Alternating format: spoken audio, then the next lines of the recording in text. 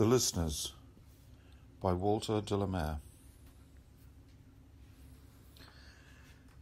"Is there anybody there?" said the traveller, knocking on the moonlit door, and his horse champed the grasses of the forest's ferny floor.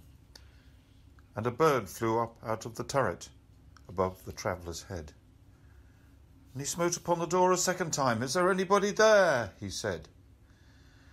But no one descended to the traveller.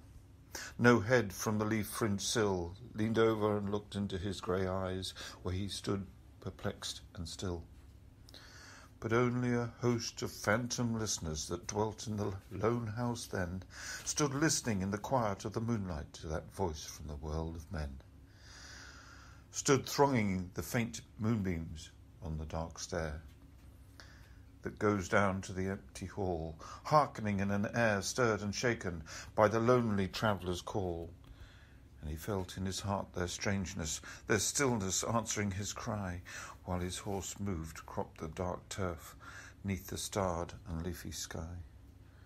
For he suddenly smote upon the door, even louder, and lifted his head. "Tell them I came, and no one answered, that I kept my word," he said.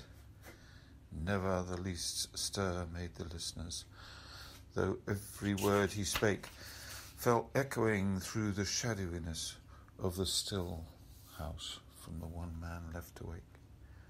Aye, they heard his foot upon the stirrup, and the sound of iron on stone, and how the silence surged softly backwards when the plunging hoofs were gone.